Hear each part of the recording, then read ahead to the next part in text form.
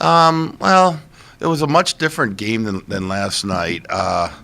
First, I'd like to give Mercyhurst a lot of credit. I thought they played a very strong game. I think they played their game plan to a T. And what is that? I thought they were really good in the neutral zone. I thought they did a good job of disrupting us in terms of any kind of really good opportunities off of line rushes. I felt they were really strong in their defensive zone, not only in initial breakouts, but I thought they were excellent once we had possession in their end, shutting us down and then breaking the puck out of their end. I felt like early in the first, when we fell behind, we were trying to make plays. We were soft on our passes, and we were trying to make. We were hoping for. It appeared to me like we were looking for a line rush type of game, and that wasn't going to be allowed. We turned pucks over.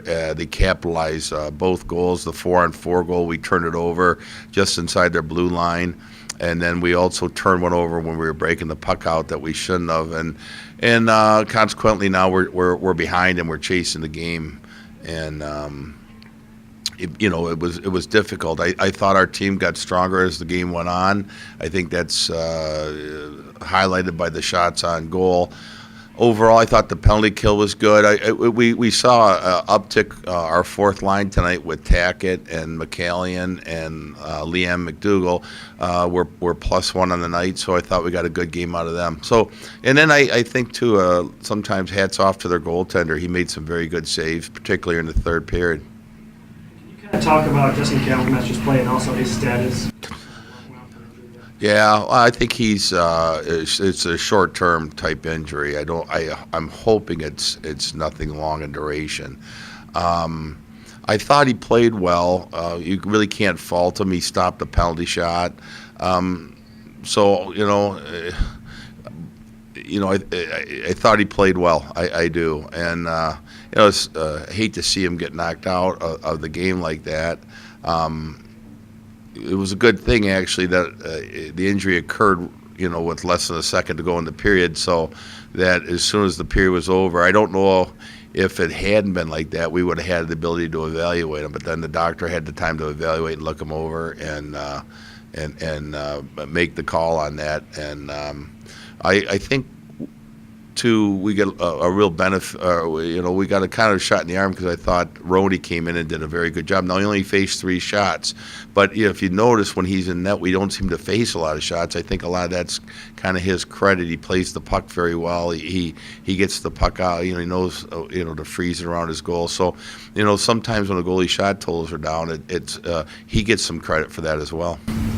Looking at this upcoming week, how nice is it to have 2 back-to-back home series? It's really nice. It's good to have. The bad news on that is at some point we're going to be on the road for a while. But I'm glad. Looking forward to the start of the WCHA conference play now. Obviously we want to get off to a good start in the league, and this weekend they'll be very important to us. I don't know a lot about Anchorage yet. I know that they got beat bad in their first game 10-2 by Colorado College, then turned around the next night and beat them 4-3. So that tells you a lot about their team. They're that's a pretty Brazilian group, if you ask me. A team that could turn around and do that. Bob, despite all 0-7 on the power play, you still confident that special teams are going to come through for you? Oh boy, I wouldn't want to evaluate it and say tonight, when you're 0-7 on a night. Like we were just coming off a 2-for-5 last night, though. So I think more importantly, our penalty kill held them off for the weekend. And when you do that and you hold them off, your power play is always going to be a little bit like a home run hitter. Even the good power plays are going to be a bit streaky, where you might go, you might hit a couple home runs in a game and maybe 5 in a week, and then all of a sudden you go 2 weeks without a home run. I think I've always felt power plays are the same way, and so. You better have a good penalty kill. The nights when the power play's clicking, that's great. That's going to be a big boost. But if you can count, the one thing you can usually, if you can lock in your penalty kill, you can eliminate poor penalties on your end. that's a win in special teams. And then the power play, we've got the personnel to do it. But like in this day and age too, with videotape and everything, I think you've got to you've got to manufacture different looks in your power play. You can't have just one look. You can have it for a weekend, but you better have something else up your sleeve. Like, for instance, what we did this weekend, we might want to change totally for next weekend. I mean, I'm sure they're going to break the video down, and they'll be looking for ways. They'll be seeing how Mercyhurst was successful against us. So what we'll try to come up with, if we don't change it, we'll work on a different look as well.